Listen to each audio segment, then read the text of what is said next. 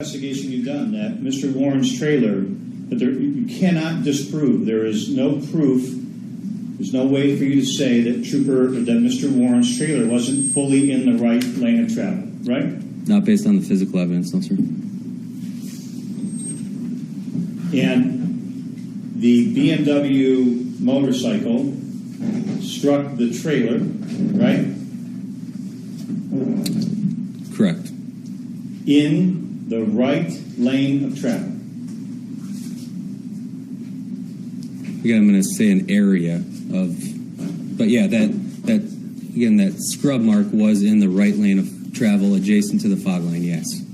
I want the jury to understand that you have a procession of vehicles.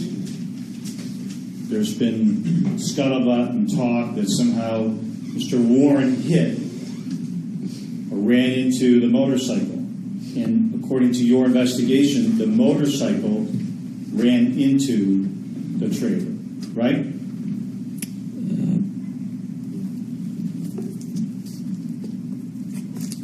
Are you referring back to the left lane and coming across? No, I'm just talking about the physical facts. Okay. That the motorcycle struck the trailer. Contact was made in the right lane, correct, based on the scuff mark, or, pardon me, the scrub mark from the motorcycle. Are you a football fan? Kind of. You ever seen football? Yeah, I don't mind it. Okay. You got two guys, running back and a linebacker, they're running at each other. They both collide. They both hit each other, right? Okay. You got a running back carrying the ball, and the linebacker comes up and tackles him. The linebacker hit the running back, right? Okay. In this case, the trailer being in the right lane, Trooper Wolf's motorcycle ran into the side rear of the trailer, correct? Right rear corner, right rear side, sure, yes. And so, to sum it up, the bike hit the trailer. Correct. At the time of impact, the Volkswagen was also on the paved portion section of the roadway. Isn't that true? The motorcycle, yes. At the time of the impact, the Volkswagen was in the paved portion of the roadway, correct? Correct.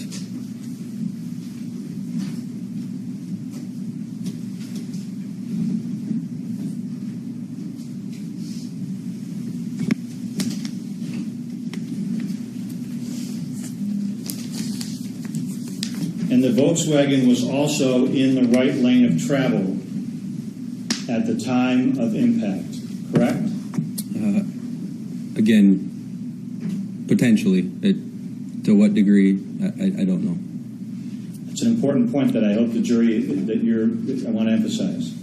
At the time of impact, when the BMW motorcycle runs into the trailer, the physical evidence supports that the Volkswagen, Mr. Warren's vehicle, and the trailer were in the right lane of travel ahead of the BMW, correct? There's no pre-impact physical evidence to suggest that they were orientated in any specific manner. Is the answer to my question yes? The Volkswagen and the trailer were in, there's no physical evidence to prove that Mr. Warren's Volkswagen was not also in the right lane of travel at the time of impact. Correct. Correct.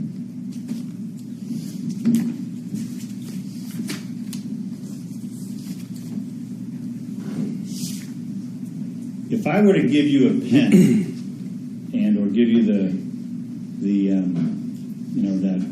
dry erase marker, would you be able, as an accident reconstructionist who's had a look at this case, would you orient the vehicles on the road for us so the jury could see how you say they were at the time of impact? No. Can't orient them on the roadway? Upon impact? Yes. No. Did you even try? The physical evidence isn't there to suggest that they were orientated in any specific manner. Okay.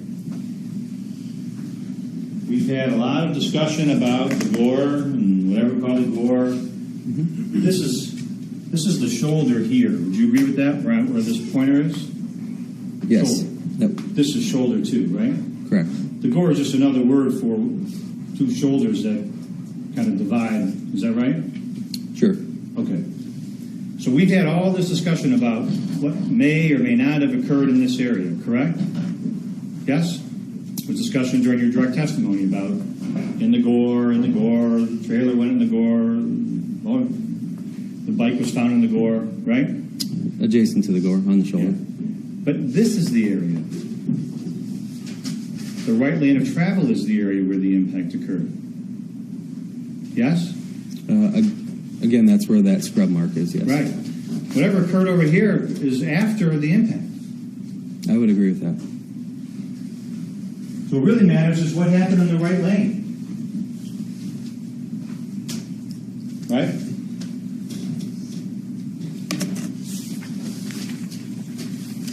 Correct?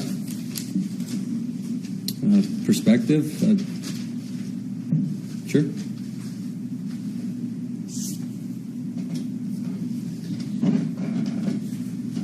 When you observe the bike, the key is in the ignition, yes?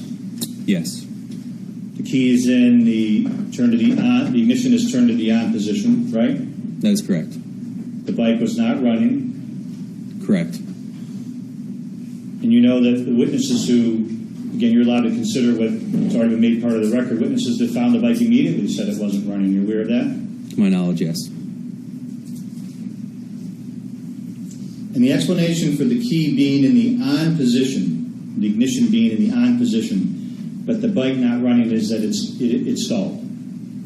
Stalled, there was power loss of some sort.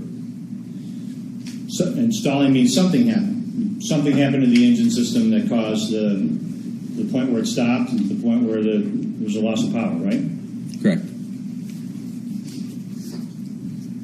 For whatever reason. For whatever reason, yes.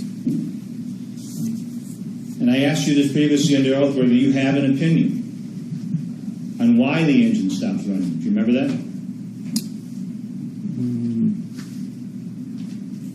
No, I don't specifically remember that from... I remember me asking you, do you have an opinion on what caused the engine to stop running? Yeah, I remember that at the prelim. I don't specifically remember exactly what I said. I think it had to do with the engine stalled. There was power loss. I'm not sure what I said. And isn't it true that what you said at the preliminary examination, which is on page 165, and if you want to see it, there's a transcript up there for you if you want to look at it, or I'll just ask you the question and answer. You were under oath at that time, right? Yes. The question I asked you was, it's 165, and I believe it's line 13. I said, and that's what I'm going to try to be as scientific and specific as we can. So as you sit here and testify today, you have not formed an opinion about why or what specifically caused the motorcycle engine to stop running. Is that true?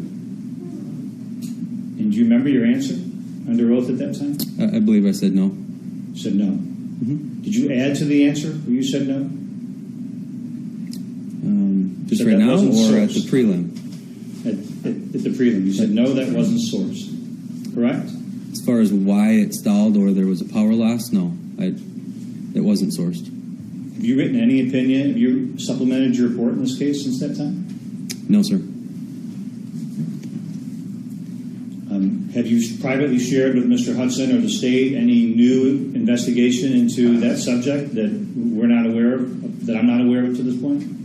About the lighting? No, about the engine stalling and sourcing it out.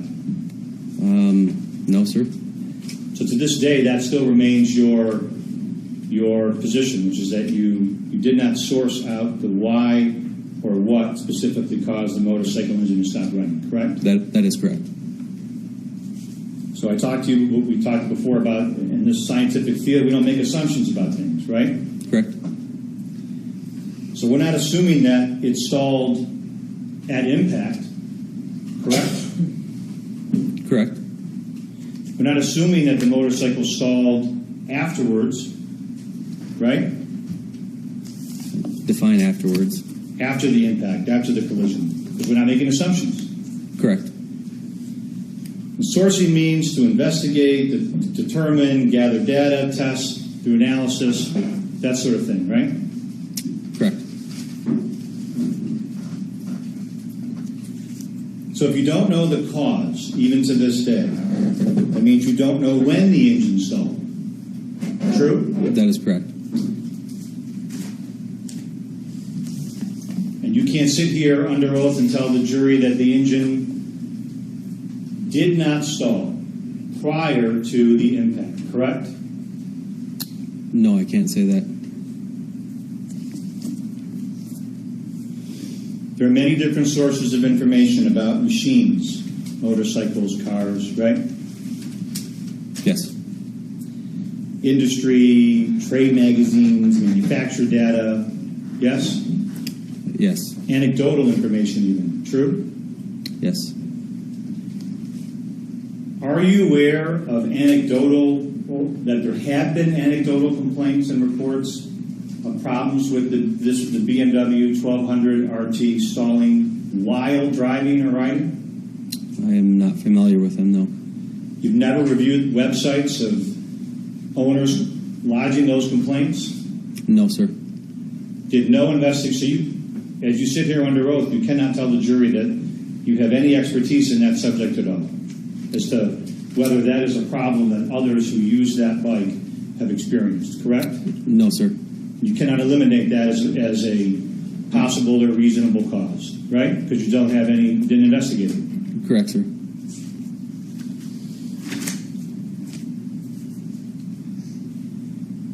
Now, the lighting system, the lights we talked about were not on the motorcycle when you observed it or when other witnesses observed it, right? Correct.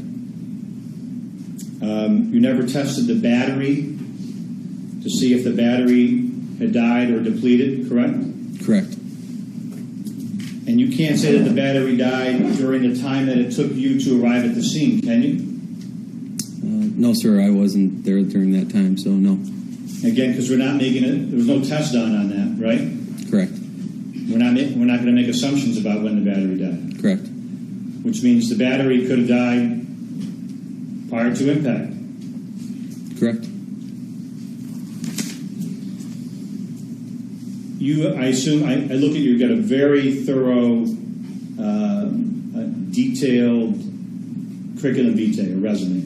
You spent a lot of time studying the different factors in accidents, haven't you? Yes, sir. And one of the factors in accidents, would you share with the jury, is something called human factors, right?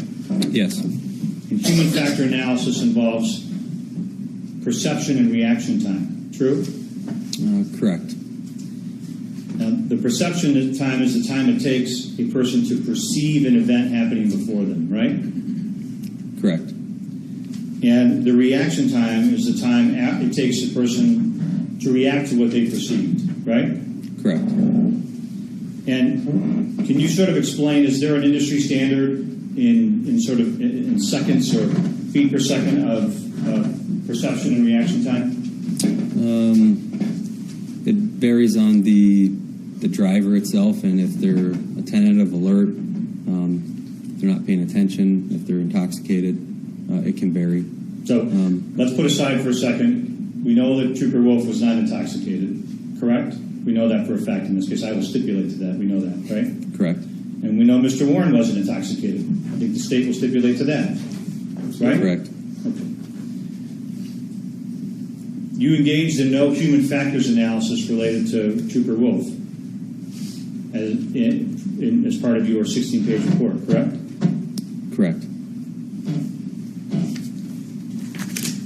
What are the, distractions that, and I don't mean distractions like texting or, reading a book or things like that. I'm talking about the things, vehicle failure, engine failure. Those are the sorts of things that can be distractions from your experience upon drivers, right? The actual just shutting off of the engine? Sure. Sure. Even the most experienced or tested of drivers, right? Sure. I mean, there's a movie based on it. That guy Sully, and he had to make some split-second decisions to land a plane in the Hudson River. Remember that? Yes, sir. When perception time is delayed, it delays the ability to react. That's something that you've learned in your studies, right? Say that again? When it takes a second or whatever it takes to perceive of an event, yes? Sure. Yes. And then after you perceive it, you have to react to it. Correct. And if you're distracted by an environmental situation or a circumstance or vehicle or engine failure or something of that sort, the consequences can be dramatic if your reaction time is delayed, right? Correct. It can make the difference between running into an object ahead of you and being able to safely navigate around it, right? Potentially, yes. Because the driver's moving, and while moving, he gets distracted, and during that distraction, he's traveling feet or yards. Yes? Yes. So hypothetically, if a vehicle is following another vehicle by 10 feet, traveling at 30 miles an hour, you could literally calculate for us the feet per second that it would take if there was a delay in 1 second of reaction time, right? Correct. So a driver following another vehicle who experiences some sort of engine failure or some other problem could literally not realize that there's something that they need to react to because they're distracted. It could be delayed, yes, sir. It's possible. At 10 miles per hour, a person is traveling 14 feet per second. Is that true? Yeah, that sounds about right, yes, sir. So if you're going 10 miles an hour and you're distracted for 1 second, that means you will have traveled 14 feet over that 1 second. Isn't that true? Correct. That means, logically speaking, that if a vehicle is following another and is 8 feet behind the other vehicle and the vehicle in front slows down, that 1 second distraction will cause that driver to have traveled 14 feet, almost double the distance between the trailing vehicle and the vehicle in front. True? Again, I think you're playing hypothetical. What? I mean, you're an expert, so I'm asking you hypothetical. Okay, so say it again. I'm going to make it even simpler. Whatever speed you're traveling, if you're distracted, there is 1 second of delay in being able to react. The person is still traveling some distance in that 1 second, correct? Correct. So if you're trying to deal with whatever's going on in your vehicle, whatever is causing you that delay in 1 second or so, and the vehicle in front of you slows down, you may be upon it before you can even react to it. Correct.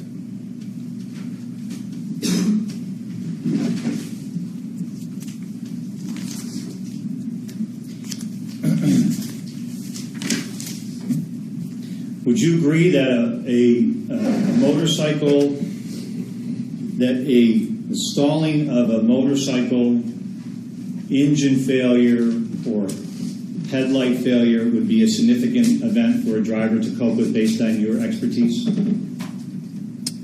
The stalling of a vehicle? While operating. It's obviously going to be exacerbated. It's going to lengthen it, I would think. Okay. That's an unexpected event. Correct. Could distract the driver. Compared to a distracted driver? No, it could distract the driver. Oh, sure. It's impossible to know the number of seconds that would be distracting the driver or cause the driver to be distracted, but we know that if that occurred, distance is traveled and a collision can result, right? Correct. You don't know, as you've already told us in this case, whether the BMW stalled or the headlight failed prior to impact, correct? Correct. So you cannot tell the jury that Trooper Wolf cannot eliminate that as a potential experience that Trooper Wolf was undergoing. True? Correct. Can't exclude it. right? Correct.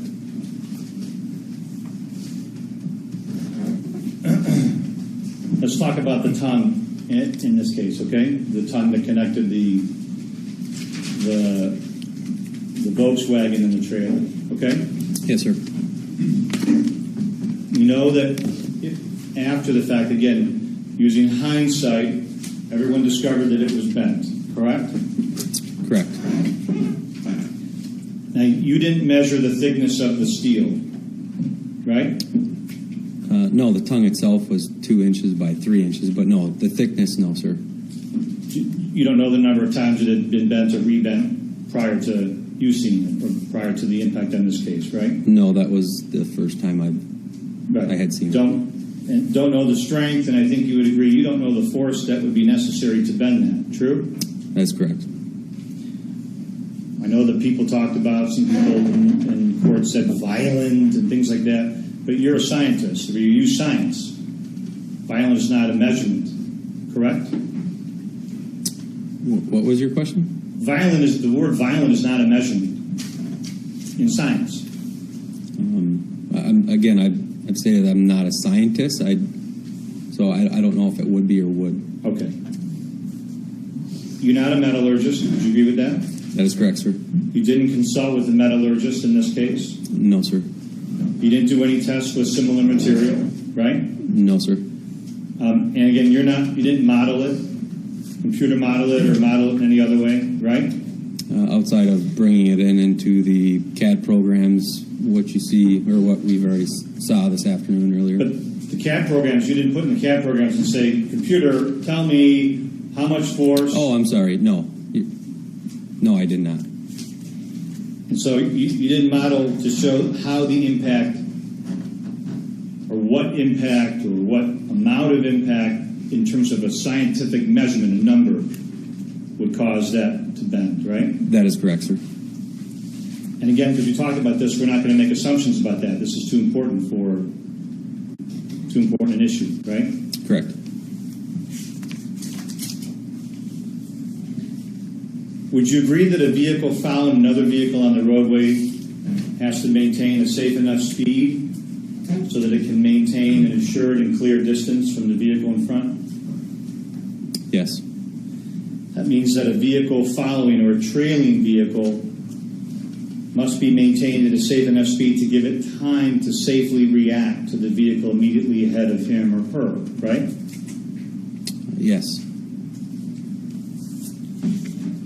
Means traveling at a speed that will allow the driver to be able to bring the vehicle to a safe stop from the vehicle in front if the vehicle in front takes some sort of emergency action, right? Predicated on that vehicle in front of you, yes. What's that? Predicated on that vehicle in front of you, yes.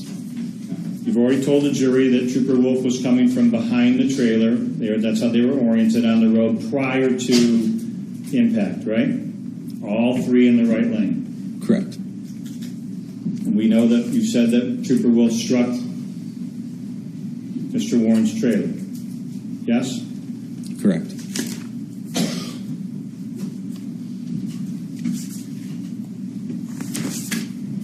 So in order to, did you attempt any sort of analysis for the jury on Trooper Wolf's speed as he was the vehicle that was following the trailer and Mr. Warren? No, based on the physical evidence, there was not a specific speed determination that could be conducted, an accurate one. No opinion on Trooper Wolf's speed, right? Correct. How about if we don't know a precise speed or at or prior to impact, how about just a range, like the high and a low? Did you do that? No, sir. No attempt to even reach a range? No, again, based on the crash dynamics and all the physical evidence, there wasn't anything to work with. And we said there's no trust me in this sort of endeavor. There's no we don't make assumptions. We talked about that a couple times. I've said that, right? Correct. Since you don't know Trooper Wolf's speed, You can't say that Trooper Wolf was operating his motorcycle at a safe enough speed to react to the vehicle in front. True? As I said here, no, sir. Since you don't know Trooper Wolf's speed, you can't say that Trooper Wolf maintained a speed sufficient to give him time to react to the vehicle ahead of him. True? No, I can't say that. Since you don't know Trooper Wolf's speed, you can't say that he maintained a speed that allowed him to stop within an assured clear distance of the vehicle in front. Right? Correct.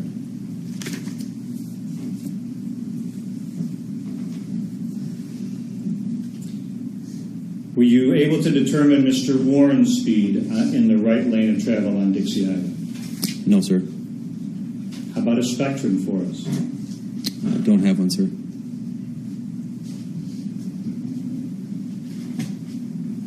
Do you have any physical evidence at all that you could give us to help us figure out Mr. Warren's speed?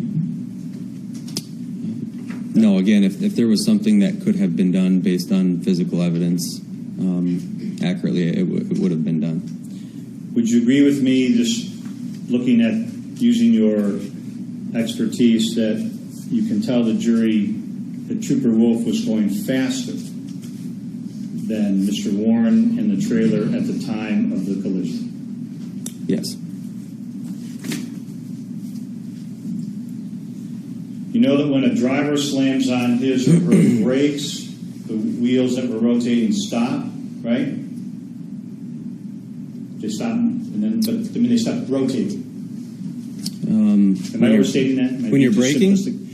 If the driver is driving and their wheels are rotating, they come to us and they stop. They just hit a hard brake. Okay. The tires stop rotating, right? Maybe momentarily. It depends on the braking system. Okay. Inertia and momentum, that's Newton's first law, is that right? That's correct. Can continue moving the vehicle forward, right? Even though the person is braked and the wheels have stopped turning. Correct. And then there's friction between the rubber of the tire and the roadway, right? That is correct. And that can leave skid marks, right? That is correct. Skid marks are a sign that a vehicle applied a sudden hard braking maneuver. Yes? Potentially, yes. Depending on what the skid mark is. You examined Dixie Highway, right? Yes, sir.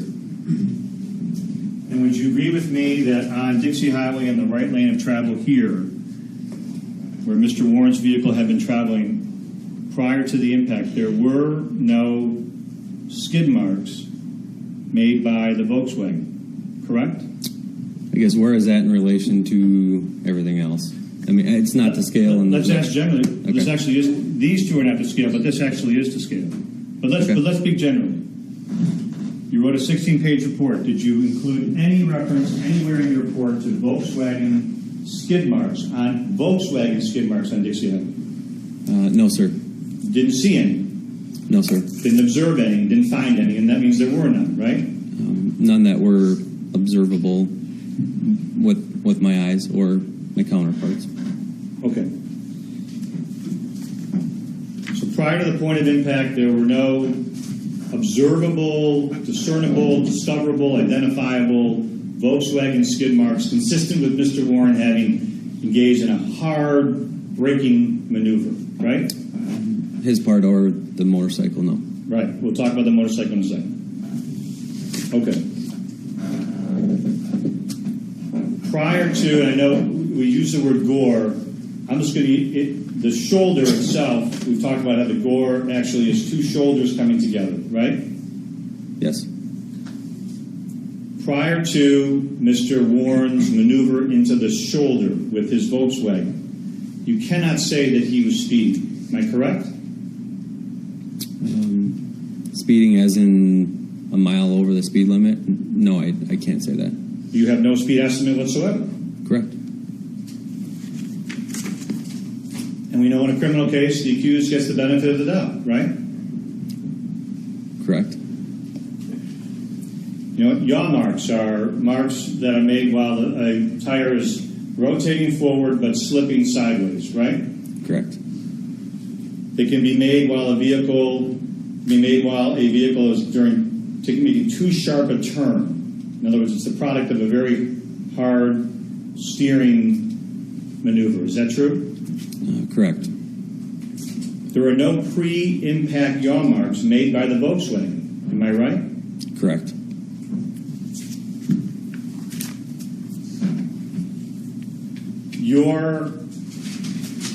I don't want the jury to get the impression that that you have a scientific or an opinion that Mr. Warren made a sharp turn. Because I think I asked you previously, you didn't calculate Mr. Warren's degree of turn or maneuver to the shoulder, right? Correct. You don't know how sharp the turn was or wasn't, true? Correct. Don't know what angle, right? Correct. Can't even say it was quote-unquote sharp, whatever that means. Isn't that true? No, sir. Again, no assumptions, and we're not assuming, right? Correct. We can't, if the physical evidence in this case and the investigation in this case can't even tell the jury when, during Mr. Warren's maneuver towards the shoulder, his trailer was impacted. Isn't that true? Correct.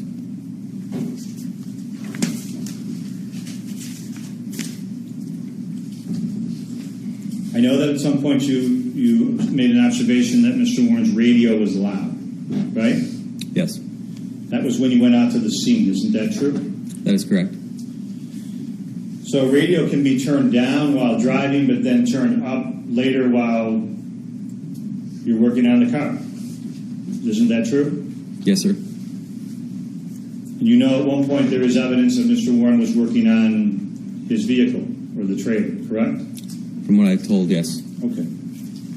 So we're not suggesting to the jury that the radio was loud while he was driving. No, that was just observations Just that I an made observation. upon my arrival at the scene. Okay. Yes. The trailer itself you did observe it, the trailer itself was made of a mesh see-through material, right? Great. A grate. Sure. And you can see through the gate, can you not, through that grate? I guess to a degree, yes. Well, during the investigation that you did at the Michigan State Police, at the Michigan State Police Department, you actually hooked the trailer up to the Volkswagen, right? Yes, sir. And I don't have the exhibit in front of me.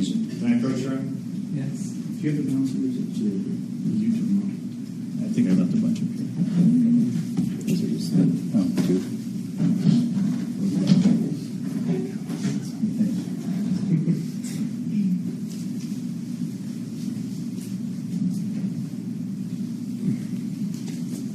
Can I have a second, Your Honor? Take your time.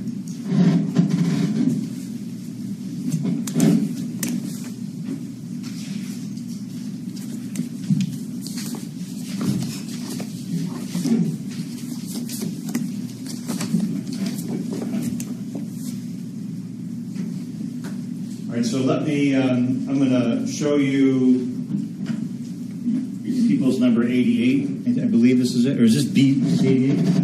88. Do you see this photograph? Yes, sir. This shows the trailer gate, correct? Correct. And it shows, you can see through the trailer gate to the lights behind, right? Correct. And the Volkswagen does, you can see, have a middle stoplight in the rear window, correct? That is correct. And you can see that as well through the grate, correct? Partially, yes, sir. Okay. You want to see that?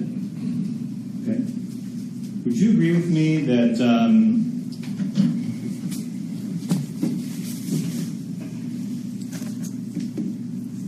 the trailer itself, I think you've examined a variety of different size trailers in your career, haven't you? Yes. And I asked you previously, wouldn't you agree that Mr. Warren's trailer weighed less than 3,000 pounds, and you said yes. Did you agree with that as well? Yes, I believe I remember that statement from the hearing. Trailer has reflectors, weighs less than 3,000 pounds, and through the trailer you can see the towing vehicle's lights. which we just established, correct? Again, partially, yes.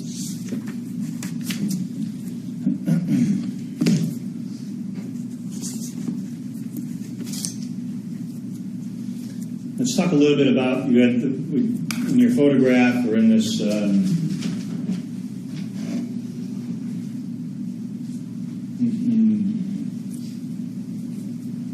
you did an analysis where you kind of put all your measurements down on paper in this drawing. Thank you.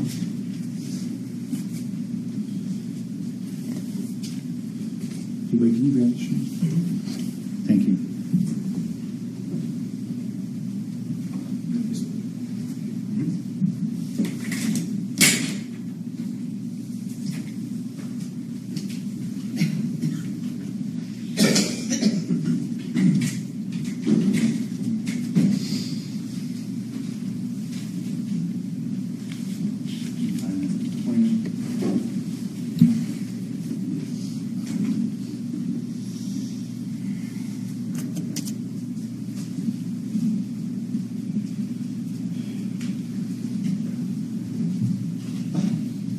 Okay, so we'll talk about this later. This is all post-impact.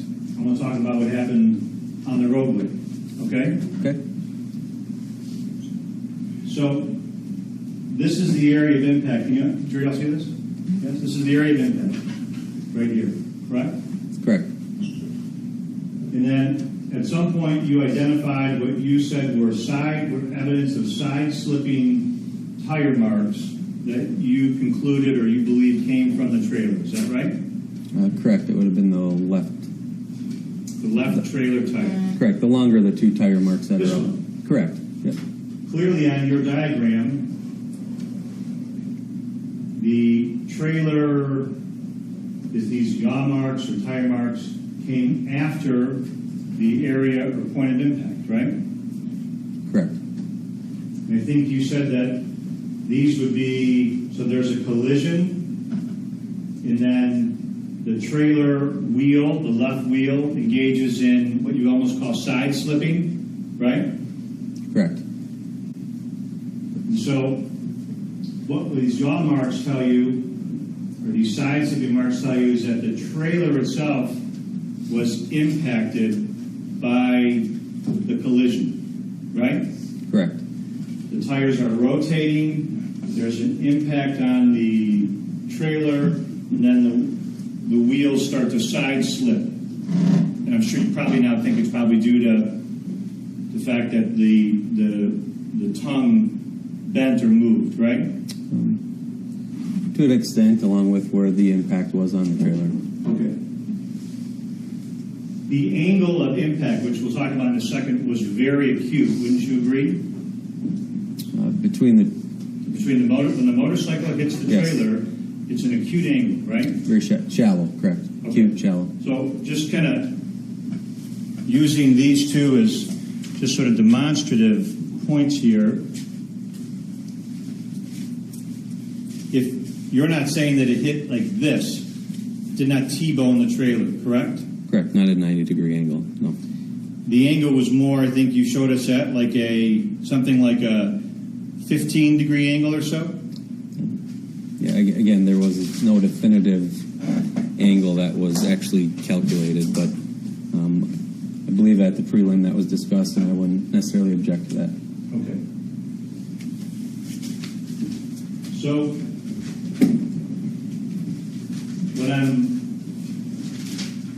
we know that the trailer itself, because we see some side slipping of the tire, at least the left tire, the trailer, you testified, was impacted by the impact, right? Correct. There are no side slip marks or yaw marks for the tires from the Volkswagen, right? That you observed. Correct. Which means that if the trailer is moved, there's no evidence that the Volkswagen also was slipping to the side as a result of the impact, correct? No roadway evidence. Correct. Not to say that one can't do it and the other one can't. Okay. No road, again, we're not making assumptions. Right. Okay.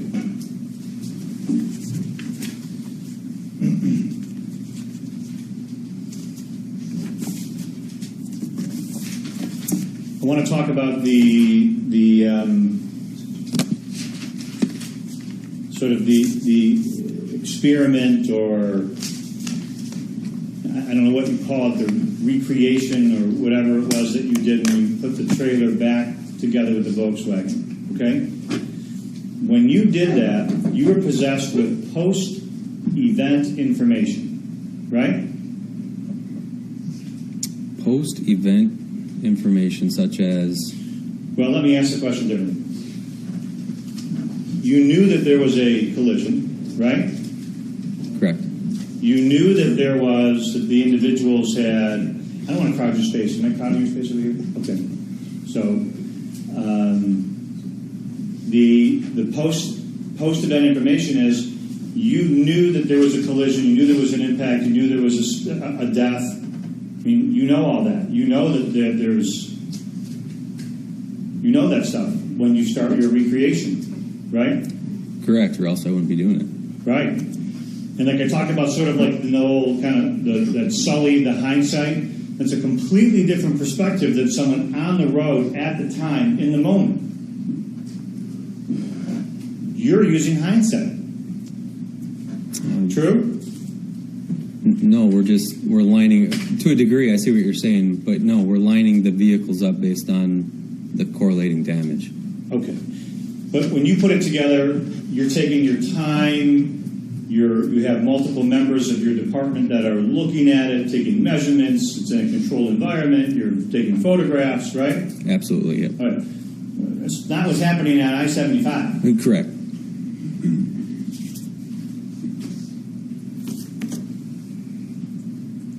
One way to attempt to replicate what a driver or operator might have experienced, I'm not saying to take the trailer and the car back out on the road, but give us a picture in the dark to see how it looks in the dark, how visible or noticeable it is at night with no light. And you didn't do that. No, sir. So I don't want to, I'm hoping that we're not making assumptions that because you did it in a day in a controlled environment, that someone at dark with no lighting would see the same thing. No, the demonstrative photographs are taken of crashed vehicles during daylight. It's not to simulate anything outside of demonstrative. Obviously, you can see a photograph better in daytime, especially when you're trying to portray crashed vehicles, damaged, different color transfers on items. So no. Again, as an expert, you're allowed to consider what other witnesses who've already testified and made their testimony part of the record in offering opinions. Are you aware of that? Yes. Okay. There were drivers on the road near Mr. Warren and his trailer, behind him, next to him, in front of him. Some saw him pass by. Are you aware of all that? Yes, vaguely.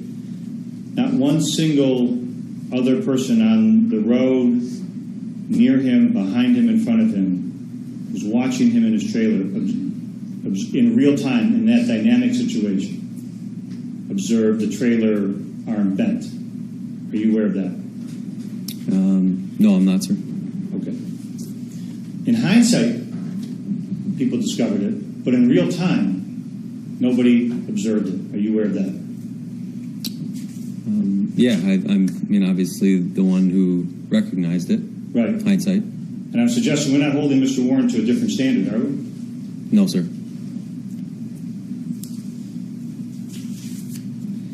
So you weren't trying to, when you did your experiment you're putting the vehicles together and drove them and tried to show the tracking of it, you weren't trying to replicate or attempt to establish for the jury that Mr. Warren should have known that his vehicle was tracking. You were just putting them together just to show that they were together. Is that right?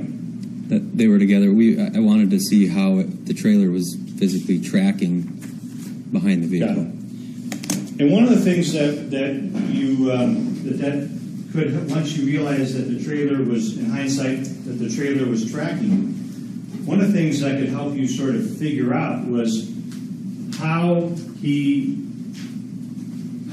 drove as he did, or how the tire marks sort of aligned up the way they did in the rest area, right?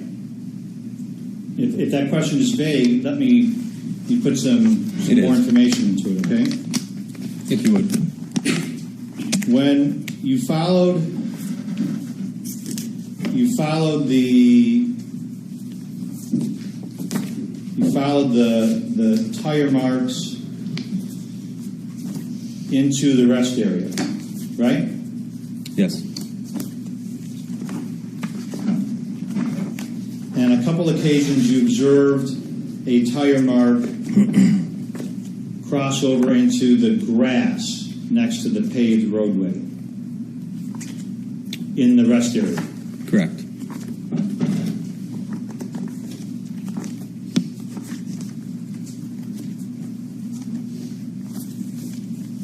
I'm sorry, I'm just trying to find those photographs. Can I have a second, please? Certainly, take your time.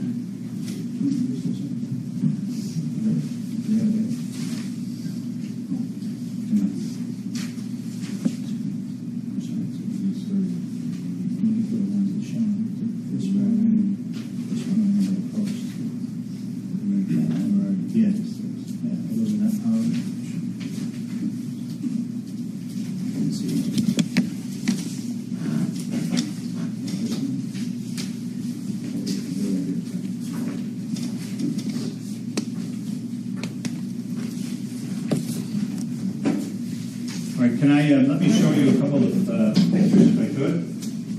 Yes, sir.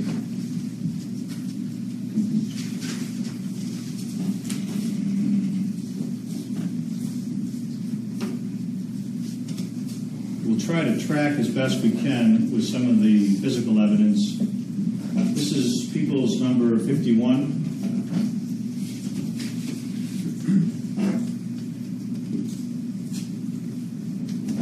In 51, you identified this as a trail of a tire and a blood trail, right?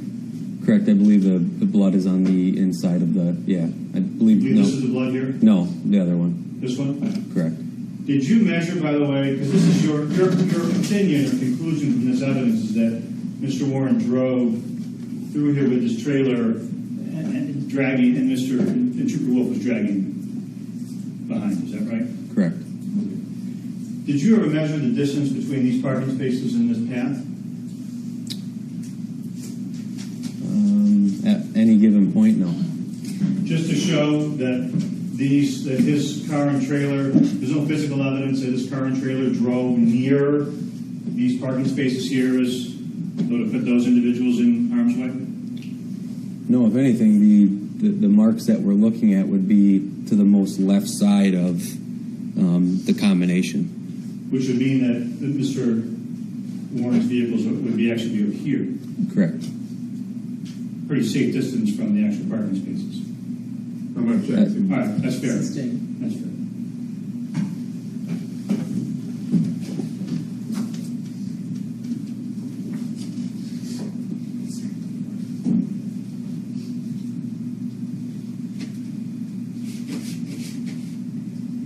This is State's Exhibit 54. Do you see this one? Start doing this one? Yes, sir. Trying to orient this, I've never quite gotten to it. 24 years. And again, we see the two marks that you associated with Trooper Wolf and Mr. Warren's tire, blown out tire. Yes? With the rim. Correct.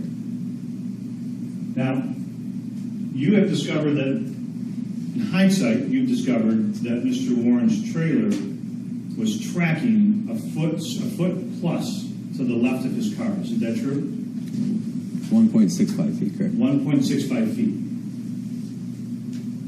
So if you were to actually model this using the information that you have, what it would reveal to you is that Mr. Warren's car is actually driving in the lane of travel, right? Yes? Correct. I didn't do it, but But yes. as he rounds the corner, which we'll get to, his trailer is 1.65 feet over to the left.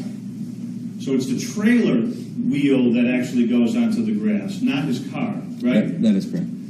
Can we agree that if you, being the expert in this field, that if Mr. Warren's trailer weren't tracking, that it would not have driven on the grass, given the same set of circumstances? The trailer would not have driven on the grass. If It wasn't tracking. if it was tracking right behind the vehicle, it's obviously going to go where the vehicle goes, Right. as with any trailer would.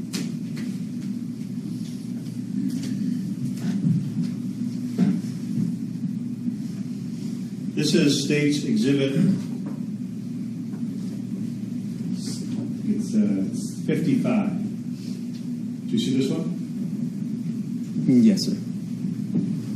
These are the marks here from the trailer, right? Which is tracking 1.65 feet to the left of the car, right? Correct.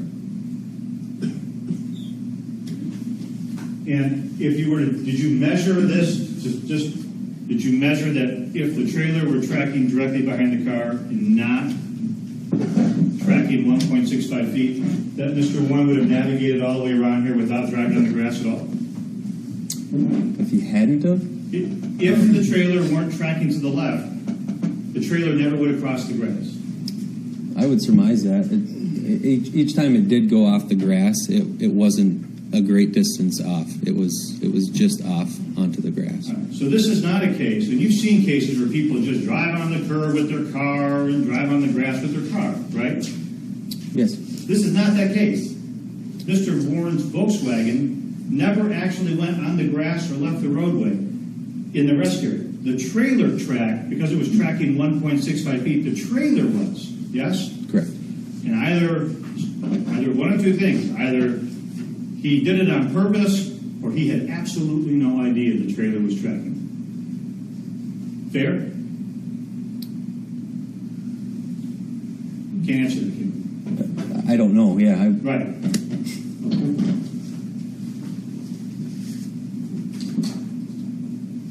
The same thing with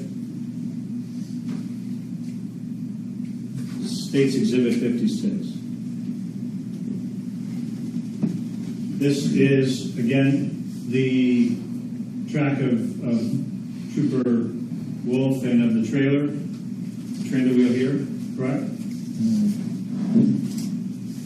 Correct. As long as you're not pointing to some very specific one, yes, it appears. It's just that haze and. What I'm saying is that there's no evidence that the Volkswagen was driven over the grass, right? No, sir. And again, in this circumstance, it only tracked to the left and hit the post, consistent with the amount that the trailer was tracking to the left, right? Correct. And you said that there was some damage on that post, the last post where Trooper Wolf was observed. Correct. Did you happen to did you measure the height of the damage on the post? No, not specifically. No. Did you ever measure? You did say that the trailer, the plywood base or the flooring, that had some damage on it? Yeah, there was a void in two of the four sides. Would you agree the two of them were the same height? That the height of the height of the damage on, or the plywood floor of the trailer is the same height as the damage on the post? In other words, it's the floor of the trailer that, in your opinion, hit the post, not Mr. Warren's Volkswagen. Are you asking if I believe the Volkswagen hit Yes. the post? Yes. No, I don't believe so. Okay. Mr. Rockind, let us know when you're going into another area at let's say 6 minutes. 6 minutes left, you mean? Because have one area that I can cover rather quickly. And I don't have a lot left, but I have one area that I can cover pretty quickly if you want me to. I've asked you before whether, again, no assumptions. You deal with science and not speculation, right? Yes, sir. You said in this case that the lighting mechanism to the trailer was not hooked up, right? That is correct. You have no evidence, and there is no evidence, that the lack of lighting on the trailer played a role in the collision. Isn't that true? Say that again? You can't say that the lack of lighting on the trailer played a role in the collision. Definitively no. What's that? Definitively no. Judge, it's probably a good place to stop for me. I'm going to stop right there. Okay, may I see counsel briefly finish? You can step down with us. Thank you, Aaron.